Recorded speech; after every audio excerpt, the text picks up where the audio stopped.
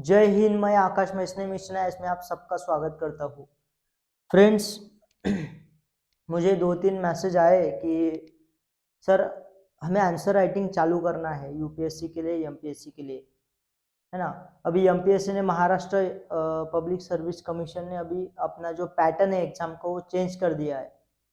Okay, पहले prelims भी MCQ था, मेंस भी एमसीक्यू था। अब एमपीएससी ने क्या किया, अभी प्रीलिम्स वैसी की वैसी है पुरानी वाली, मेंस में उन्होंने डिस्क्रिप्टिव किया पूरा यूपीएससी का। यहाँ पे कंट्रोल सी, यहाँ पे कंट्रोल वी, दैट्स इट। ऐसे ही एमपीएससी ने डाला है। सो अभी 2023 से जो मेंस होगा 2023 वाला, उसमें रहेंगे भैया क्वेश्चन और आंसर्स। आपको आंसर्स लिखने पड़ेंगे, डिस्क्रिप्टिव पैटर्न रहेगा। ओके, फिर आज तक एमपीएससी वाले जो लड़के थे, एस्पिरेंट्स थे, उन्होंने कभी पेन हाथ में लिया ही नहीं, है ना। अभी प्रॉब्लम, दिक्कत यहाँ पे आ रही है सर कि चालू कैसे करें, आंसर राइटिंग तो करना है, एमपीएससी तो करनी है, आंसर राइटिंग तो करना है, पर कैसे करें, है ना। यूपीएससी के जो अभी न्यू एस्पिरेंट्स है, जो अभी अभी चालू किया उन्होंने पढ़ाई यूपीएससी की, और वो बोल रही सर पढ़ाई तो कर रहे हैं हम, लेकिन ऐसे लगता है कि सर कुछ तो भी लिखना है, कुछ तो भी लिखना है, और लिख नहीं पा रहे हैं। आंसर राइटिंग करना है आज से, मेंस का प्रिपेयर। हम सब बोलते हैं कि भाई आपकी स्ट्रैटेजी कैसी होनी चाहिए, सबसे पहले अपनी स्ट्रैटेजी मेंस से शुरू करो, अपना मेंस होना चाहिए। फिर मेंस में सबसे इंपॉर्टेंट क्या है, आंसर राइटिंग। ओके, तो वही आज टॉपिक हम लेके आए हैं, answer writing, how to write a good answers for UPSC and MPSC mains. Friends, सबसे पहले हमें ये देखना पड़ेगा कि व्हाट इज आंसर। आंसर मतलब क्या होता है ना। What is answer. आपको जो पूछा गया है, आपको कौन सा भी क्वेश्चन अगर पूछा गया है, उसको फुलफिल करने के लिए जो हम बोलते हैं, जो हम लिखते हैं, उसको बोलते हैं answers. Okay, what is good answer. What is good answer. Good answer हम उसको बोल सकते हैं जो फुलफिलमेंट कंप्लीट हो।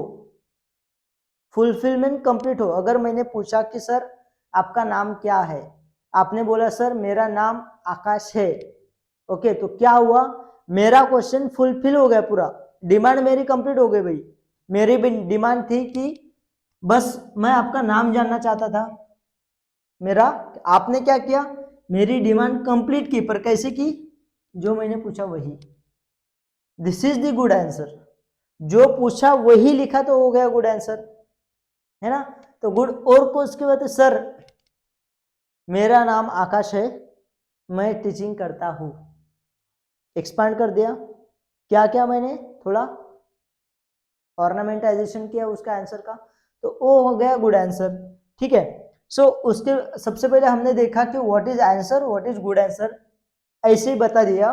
ठीक है, तो अभी हम चालू कर रहे हैं how to write answer in UPSC.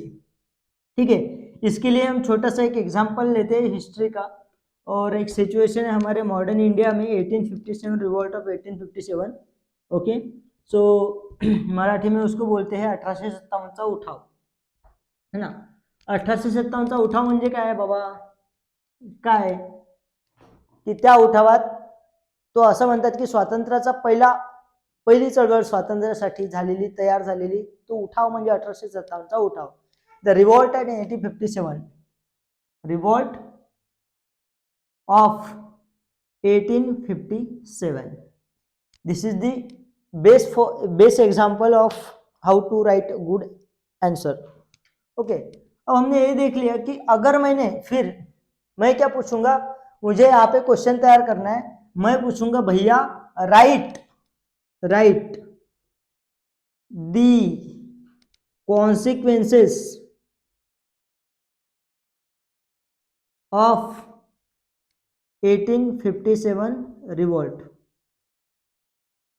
ठीक है, मैंने क्या पूछा, right the consequences of 1857 revolt. क्या है, आपको क्या लिखना है, परिणाम, परिणाम काय झाले 1857च्या उठावाचे आपल्याला ते लिहायचं आहे. मुझे लिखना है द 1857 रिवॉल्ट के क्या परिणाम हो गए भैया. फिर क्या, मैं अगर लिखूंगा परिणाम डायरेक्ट लिखूंगा तो मैंने क्या किया, आंसर का डिमांड फुलफिल किया. तो इसके लिए सबसे पहले हमें क्या करना पड़ेगा, अगर हमारे सामने कोई क्वेश्चन आ जाए तो उस क्वेश्चन के लिए हमें सबसे पहले चेक करना पड़ेगा what is the demand of question. What is demand of question. So demand of question. Question की डिमांड के पहले हमें हमारे दिमाग में यह हमें पता होना चाहिए कि what is the demand of UPSC from the candidate. हम सब प्रीलिम्स देके आए हैं भैया, हमें देना है मेंस. मतलब क्या है, मतलब हमारे पास नॉलेज ऑलरेडी है, यूपीएससी को पता है ना. फिर यहाँ पे यूपीएससी आपको नॉलेज टेस्ट नहीं करती.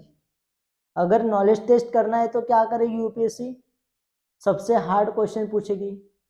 अगर नॉलेज को टेस्ट करना है तो मेरे से तो 1000 गुना नॉलेजेबल पर्सन है यार, जो 10 अटेम्प्ट हो गए उनके, अभी 11वां अटेम्प्ट शुरू है, किसका 50वां अटेम्प्ट शुरू है, किसका दाढ़ी बढ़ गया है यहाँ पे, नहीं जटाएं आ गई है, ऐसे ऐसे लोग हैं यहाँ पे, ज्ञानी पंडित है सब. फिर उनका क्यों नहीं हो रहा, उनके पास तो नॉलेज बहुत है भाई. अगर किसी ने वो स्पेक्ट्रम, वो बोलेगा सर लक्ष्मीकांत दे दो, ठीक है, ऐसे ऐसे करेगा, सर ले लो, अपना पेन पकड़ेगा हाथ में, लक्ष्मीकांत का पहला चैप्टर चालू किया, अभी आखिरी पन्ना ओपन करके फिर आखिरी लिखने तक वो खत्म नहीं हो जाएगा. इतना लिखेंगे, इतना नॉलेज है उनके पास, तो भी सिलेक्शन नहीं होता है. क्यों? बिकॉज उनको पता नहीं कि यूपीएससी हमसे चाहती क्या है. तो सबसे पहले हमें यूपीएससी का डिमांड देखना पड़ेगा कि यूपीएससी कैंडिडेट से क्या चाहती है, कैंडिडेट से क्या चाहती है. तो सबसे पहले हमें ये देखना पड़ेगा कि कैंडिडेट कैसे होना चाहिए. फिर हम देखेंगे डिमांड, क्वेश्चन का डिमांड कैसे पहचाने कि क्वेश्चन का डिमांड क्या है. ठीक है, अभी देखो यूपीएससी क्या करती है, कैंडिडेट को पहचानने के लिए कैंडिडेट का यूपीएससी डिमांड करती है कुछ क्वेश्चंस. यूपीएससी डिमांड करती है कुछ क्वेश्चंस. क्वेश्चन अगर डिमांड करता है तो यूपीएससी डायरेक्ट क्वेश्चन नहीं पूछता. डायरेक्ट मतलब कि राइट द कॉन्सिक्वेंसेस ऑफ, मैंने जैसे लिखा अभी, right the consequences of 1857 revolt, ऐसे नहीं पूछेगा. यूपीएससी क्या पूछे, explain the consequences of, give the analysis of, give the analysis on the consequences of 1857 revolt, critically analyze the consequences of 1857 revolt, examine the consequences of 1857 revolt. मतलब UPSC क्या कर रही है, अलग अलग कीवर्ड्स डाल रही है. फिर अभी देखो क्या है, consequences of 1857 रिवोल्ट.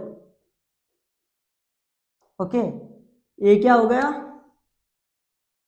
क्वेश्चन का बेस. अभी देखो यहां पे क्या हो जाएगा, एग्जामाइन. ये कीवर्ड्स का मीनिंग हम नेक्स्ट लेक्चर में देखेंगे. डिस्कस, फिर एनालाइज और क्रिटिकली एनालाइज, क्रिटिकली एग्जामाइन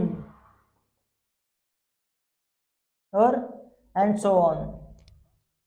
अभी देखो क्या है, ये जो कीवर्ड्स है ये हमें बताते हैं क्या क्या क्या बताते हैं कीवर्ड्स. देखो ये जो कॉन्सिक्वेंसेस ऑफ 1857 रिवॉल्ट है ये हमें बताता है भैया, क्या बताता है, टॉपिक, कौन से टॉपिक पे लिखना है. अगर हम जो आंसर लिख रहे हैं वो कौन से टॉपिक पे लिखना है, ये क्या बताएंगे, मेन बॉडी ऑफ क्वेश्चंस. तो ये क्या बताए, कौन से टॉपिक, विच टॉपिक, कौन सा, कॉन्सिक्वेंसेस ऑफ 1857 रिवॉल्ट. अभी हो गया मेन बॉडी. क्या लिखना है, कैसे लिखना है, क्या पूछेगा, व्हाई एंड हाउ, ये वाले। एग्जामाइन पूछा, टॉपिक यहीं पे रहेगा, एग्जामाइन क्वेश्चन का स्ट्रक्चर चेंज, डिस्कस क्वेश्चन का स्ट्रक्चर चेंज, एनालिसिस क्वेश्चन का स्ट्रक्चर चेंज, आंसर चेंज ही हो जाएगा। मतलब मैं एक आंसर इस पे लिख सकता हूं, एक अलग आंसर इस पे लिख सकता हूं, एक अलग आंसर इस पे लिख सकता हूं, इसके मैं 10 आंसर अलग लिख सकता हूं ऑन द सेम टॉपिक। बस एक कीवर्ड चेंज हो गया, एनालिसिस से डिस्कस हो गया, डिस्कस से एग्जामिन हो गया, एग्जामिन से क्रिटिकल एनालिसिस हो गया। मतलब क्या हुआ कि भैया हमें पहले देखना पड़ेगा कि यूपीएससी हमसे चाहती क्या है। ओके, सो क्या चाहते हैं यूपीएससी, हमें क्या बनना है भैया, आईएएस बनना है, आईपीएस बनना है, आईआरएस बनना है, आईआईटीएस बनना है, आईएफएस बनना है। तो क्या करना है, देश के प्रॉब्लम सॉल्व करना है, देश के क्या करना है, प्रॉब्लम सॉल्व करना है। तो प्रॉब्लम सॉल्व करने के लिए क्या चाहिए, प्रॉब्लम सॉल्विंग कैपेसिटी चाहिए। और कब आएगी, जब आप खुद एक एनालिसिस हो जाओ, आपका ब्रेन ऐसा हो जाए भैया कि मैं खुद भी देखूं, मैं ऑब्जर्व करने लगूं, मैं एनालिसिस करने लगूं उसका। ठीक है, मतलब मेरा बेस कैसे हुआ, एप्लीकेशन बेस, एप्लीकेशन बेस पे। और I should be a problem solver. UPSC ये चाहती है हमसे, प्रॉब्लम सॉल्वर और डायमेंशनल, मल्टी डायमेंशनल पर्सनालिटी होना चाहिए भैया। कहीं पे भी डालो हम जी जाएंगे, मरते तो नहीं है हम। तूने धोखा दिया तो क्या हुआ, हमारे पास दूसरी है, उसने धोखा दिया तो क्या है, हमारे पास यूपीएससी है ना। ऐसा बोलते हैं ना, किसी भी सिचुएशन में यूपीएससी वाले साहब, समंदर में डालो या किसी बंजर जमीन पे, हमारे पास हमारा लक्ष्मीकांत तो स्पेक्ट्रम रहता ही है, किसी भी सिचुएशन हम जी सकते हैं। वही है, मल्टी डायमेंशनल पर्सनालिटी चाहिए, मल्टी डायमेंशनल, और डायमेंशनल थिंकिंग होना चाहिए। थिंकिंग, आपका थिंकिंग चेक करता है भैया, आपका प्रॉब्लम सॉल्विंग कैपेसिटी चेक करता है यूपीएससी, आपकी एप्लीकेशन कैसे चेक करता है यूपीएससी, है ना। और आपकी पर्सनालिटी कैसी है, ये भी यूपीएससी आपके आंसर में ही चेक करता है। आप जो लिखते हैं ना, वही समझ में आता है कि वो कौन सा टाइप का आदमी है, कौन से टाइप का आदमी है, वही वहां पे समझ में आता है कि मतलब है कैसा है बंदा।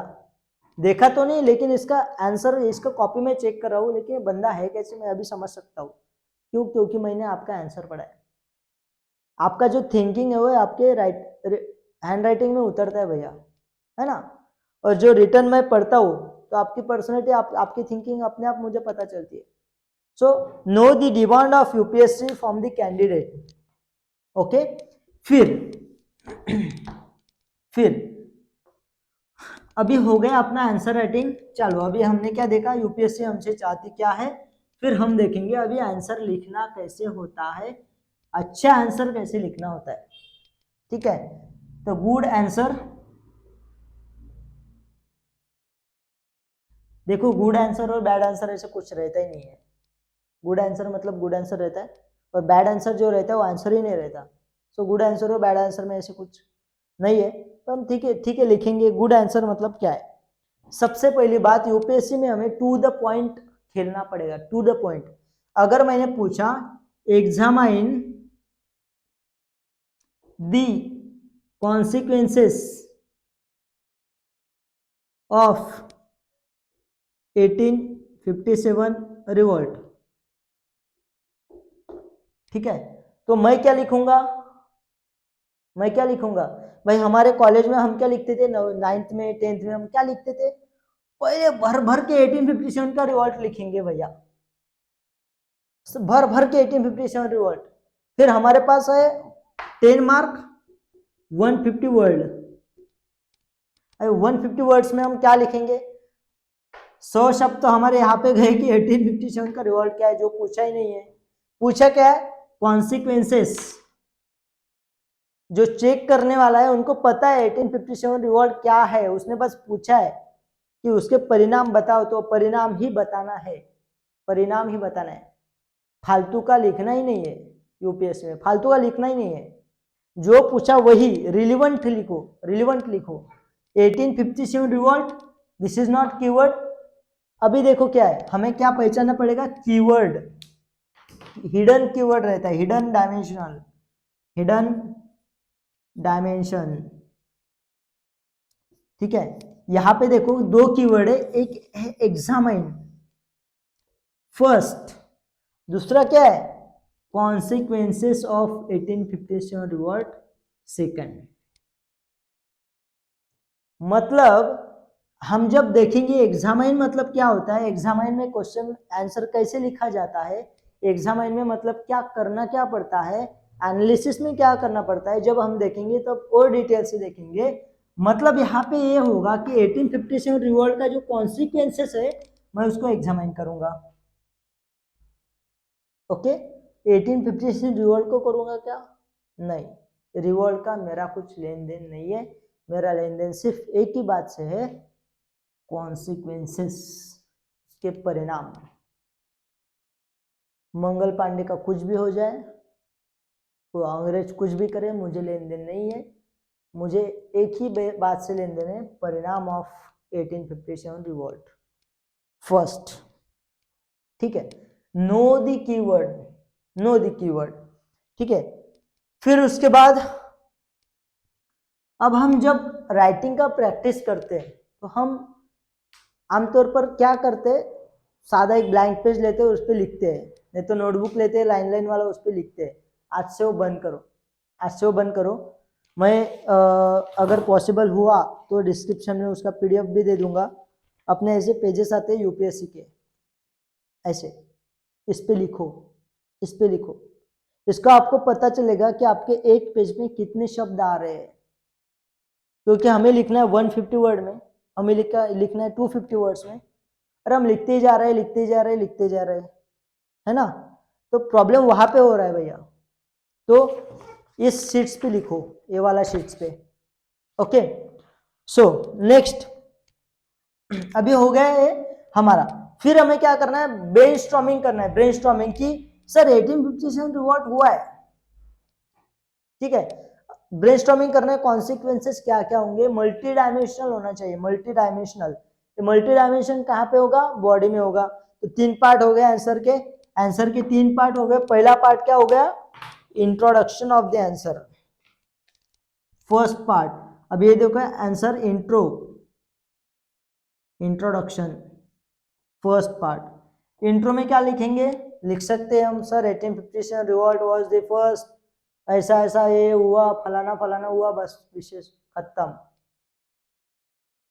2 से 3 लाइन इंट्रोडक्शन क्या होना चाहिए अपना, 2 से 3 लाइन, बस 2 और 3 लाइन्स, दैट्स इट। इसके ऊपर नहीं होना चाहिए, क्योंकि हमारे पास ज्यादा टाइम और शब्द नहीं है फालतू के, इसमें अपने वर्ड सेव करो, ओके। फिर second part is the main part of answer, very important, 90% main important part of answer, which is body, ठीक है। Second part is body. अब बॉडी क्या है, डिफाइन करती है, कहा कैसे लिखना है, डिमांड ऑफ क्वेश्चन, क्वेश्चन का डिमांड क्या है, हमें कॉन्सिक्वेंसेस लिखने हैं, कैसे लिखने, एग्जामिन करके लिखने हैं। हमें डिस्कस करना है क्या, नहीं। हमें कमेंट करना है क्या, नहीं। कमेंट मतलब क्या होता है, कमेंट मतलब भैया आपकी राय बताओ, आपकी राय। हम किसके फोटो पे कमेंट करते हैं, लुकिंग ब्यूटीफुल बेबी, लिखते हैं ना, टाइप करते हैं लुकिंग ब्यूटीफुल, हे लुकिंग हॉट, लुकिंग गॉर्जियस, क्या वो अपनी राय बताते हैं हम कमेंट में। पर ये क्या है, एग्जामिन है भैया, तो हमें क्या करना पड़ेगा, 1857 रिवॉल्ट को कॉन्सिक्वेंसेज जो है ना उसको एग्जामिन करना पड़ेगा, ये बॉडी में लिखना है हमें, ओके। सो अभी बॉडी कैसी होनी चाहिए, बॉडी, हाँ बॉडी लिखने के 2-3 तरीके हैं जो बहुत अच्छे और सिंपल है, जिसपे हम मार्क्स भी बढ़ा सकते हैं, ठीक है। तो फर्स्ट इज आप छोटे छोटे लिखो। सबसे पहली बात, हम छोटे छोटे पॉइंट्स लिखो। जितना आप बुलेट लिख सकते हो बुलेट पॉइंट्स में लिखो, जितना आप एक शब्द में लिख सकते हो एक शब्द में लिखो। ठीक है। हमारा बॉडी कैसे होना चाहिए? फर्स्ट शॉर्ट, शॉर्ट होना चाहिए। क्यों? क्योंकि हमें ज्यादा लिखना है। ठीक है। मतलब मुझे एक ही बात अगर 2-4 लाइन में अगर बतानी है तो फिर फायदा ही नहीं है कुछ। एक बात अगर एक लाइन, दूसरी बात दूसरी लाइन, 5 बातें बता पाऊंगा मैं 5 लाइन में बजाय एक बात के, है ना। सो शॉर्ट होना चाहिए। दूसरा क्या होना चाहिए? आपके बुलेट्स में होना चाहिए, bullets point, bullets 1 2 3 4, multi dimensional होना चाहिए भैया answer.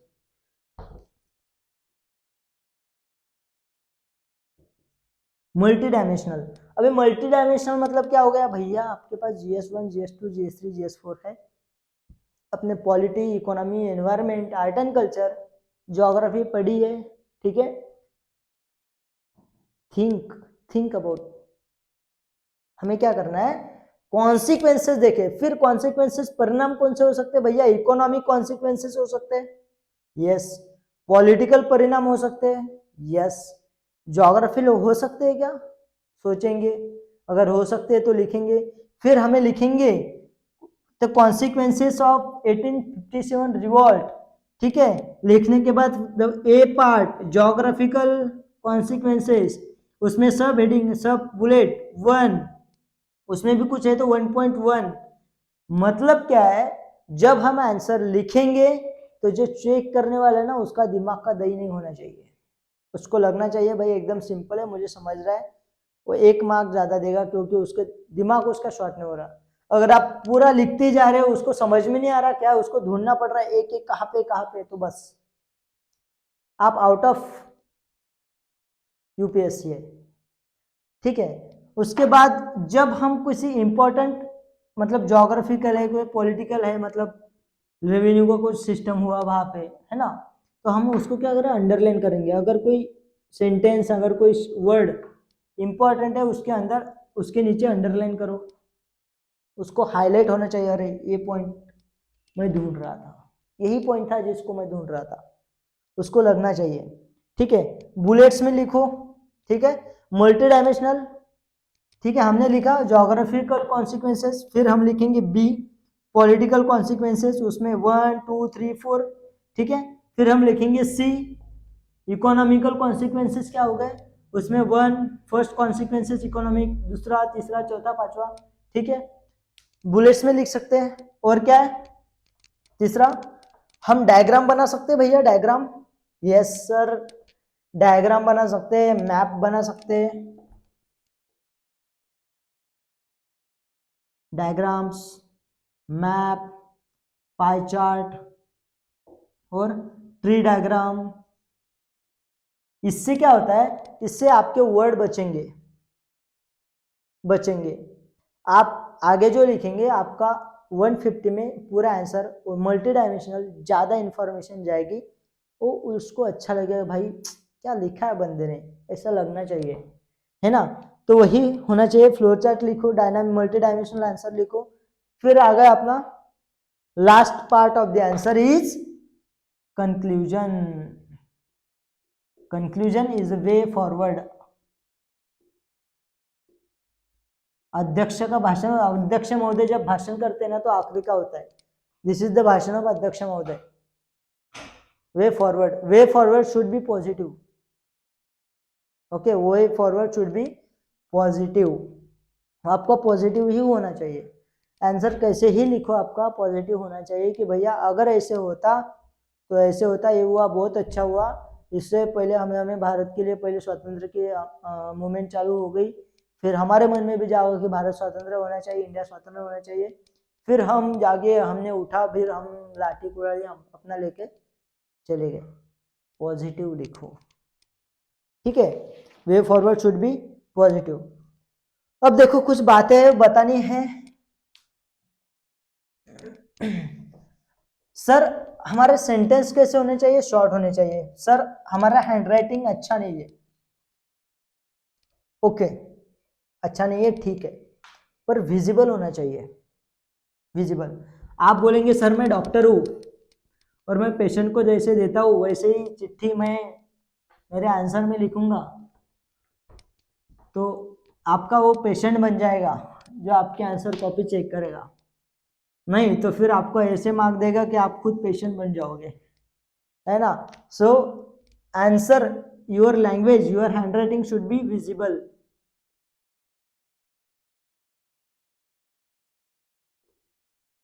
Visible, clear and neat. Okay, अगर ग्रामेटिकल मिस्टेक्स अवॉइड दैट। तीसरा स्पेलिंग अवॉइड, स्पेलिंग मिस्टेक मत करो, ग्रामेटिकल मिस्टेक कम करो, हैंड राइटिंग थोड़ा इधर उधर हुआ तो भी चलेगा। ओके सर, मुझे कविता पढ़ने का बहुत शौक है, मुझे कोट्स लर्न है, मुझे बहुत आंसर लिख सकता हूँ क्या आंसर में? यस, जरूर लिख सकते हो। अगर आपको कुछ दोहा याद आता है, आपको कुछ श्लोक याद आता है, आपको कुछ कोट याद आता है, तो आप आंसर में लिख सकते हो। कर्मण्येवाधिकारस्ते माँ फलेषु कदाचन, 1857 रिवॉल्ट में वही हुआ, फल की अपेक्षा किसी ने की ही नहीं, सब काम करने में लगे थे, सब काम करने में लगे थे। लिख सकते हो, पर जब आप लिखेंगे किसी का कोट तो किसने लिखा है भी आपका होना चाहिए। Okay, education is very important for every citizen. Without education there can not be a good state. Doctor Baba Saheb Ambedkar, लिखो वहां पे, है ना, लिखो वहां पे। तुमच्या घरची महिला, मराठी में बता, तुमच्या घरची महिला जर शिकली नाही तर तुमच्या सगळ्या संसाराचा, तुमच्या सगळ्या देशाच्या, तुमच्या परिवाराचा, तुमच्या एरियाचा नायनाट झाल्याशिवाय राहणार नाही। महात्मा ज्योतिबा फुले, लिहा तिथे महात्मा ज्योतिबा फुले। हे जेव्हा करेल, जब ये करेंगे तब आपको आंसर में थोड़ा वैल्यू एडेड होगा, आपके आंसर में आपके मार्क्स ज़्यादा आएंगे। ठीक है, आज के लिए बस इतना ही। लिखो आंसर, मॉडल आंसर। हमारा यूपीएससी का ऐसे रहता है भैया, ठीक है, इतना रहता है छोटा, इसमें अपना क्वेश्चन छपा हुआ रहता है, ठीक है, और आपको यहाँ पे आंसर लिखना है इतना। सेकंड पेज पे भी यहाँ पे क्वेश्चन लिखा रहता है, 150 वर्ड आपको लिखना है। प्रैक्टिस करो, पहले दिन से ही नहीं होगा प्रैक्टिस, पहले दिन से नहीं होगा। पहले दिन आपको 20 मिनट 30 मिनट लगेंगे क्वेश्चन को आंसर करने में, फिर दूसरे तीसरे दिन, एक हफ्ते के बाद आप 10 मिनट पे आ जाओगे, फिर 1-2 महीने के बाद आप 7.5-8 मिनट में आपका एक आंसर कवर हो जाएगा। फिर this is the no problem about that, मतलब 7 मिनट में एक आंसर होना चाहिए। हमारा पेपर कंप्लीट होना चाहिए, क्वेश्चन पेपर पूरा मेंस का 3 घंटे में होना चाहिए। हमें 2 पेपर लिखने, प्रैक्टिस करो, 6 घंटे प्रैक्टिस करनी जरूरी है। उसके बाद पर 6 घंटे एक आंसर लिखा स्टार्टिंग में तो भी चलेगा, पर लिखो। राइटिंग इज वेरी इंपॉर्टेंट, जो लिखेगा वही बचेगा यूपीएससी में। अगर आपको मेंस का स्टार्टिंग करना है भैया, मेंस स्टार्ट करना है, तो आप लिखने से स्टार्ट कर सकते हो। सर मुझे कुछ आता नहीं, क्या लिखो? जो दिन भर पढ़ा वो लिखो, पर लिखो, और आंसर फॉर्मेट में लिखो, इंट्रो लिखो, बॉडी लिखो, जो मैंने आज किया बॉडी लिखो, स्ट्रक्चर करो अलग अलग तैयार, मल्टी डायमेंशनल लिखो, ठीक है। मेरे आज इकोनॉमी में क्या कंट्रीब्यूट हुआ लिखो, मेरा कंट्रीब्यूशन इकोनॉमी में, भैया मैंने एक दही बड़ा खाया, ठीक है, वहां पे जीएसटी 18% दिया, मैंने गवर्नमेंट को टैक्स दिया, है ना। पॉलिटिकल कॉन्सिक्वेंसेस क्या हुए, क्या हो गए वहां पे, लिखो। जो दिन भर किया वो लिखो, मल्टी डायमेंशन लिखो, चार्ट्स लिखो, थोड़ा फ्लोर चार्ट्स लिखो, ट्री डायग्राम निकालो, मैप निकालो। आप जिस एरिया में गए वो एरिया में मैप निकालो, वहां पे दिखाओ, है ना। वहां पे लिखो, ऐसे बाइक लिखो, बाइक से गया, कुछ तो भी लिखो। जब आप लिखेंगे तो आपको पता चलेगा कि आंसर कैसे होना चाहिए। जो आप रोज पढ़ेंगे, मतलब आप जो स्टडी करेंगे रोज, उसका बस सोचना है और लिखना है, याद करना है, लिखना है। उससे आपका क्या होगा, 2 बातें अच्छी हो जाएगी। फर्स्ट इज आपकी रिवीजन बहुत अच्छी हो जाएगी, और दूसरे आपकी आंसर राइटिंग, तीसरा आपका hand writing. Answer writing is very important, do regular. Thank you so much, मिलेंगे कल। नेक्स्ट लेक्चर में हम जो कीवर्ड है examine, discuss, analyse, critically analyse the question, उसके बाद आता है एग्जामाइन हो गया अपना, क्या होता है और बहुत सारे शब्द है बताता आपको, ठीक है। Evaluate assets, justify, critically discuss, critically justify, अब हम सब देखेंगे नेक्स्ट लेक्चर में। तब तक के लिए thank you so much, be tuned, thank you.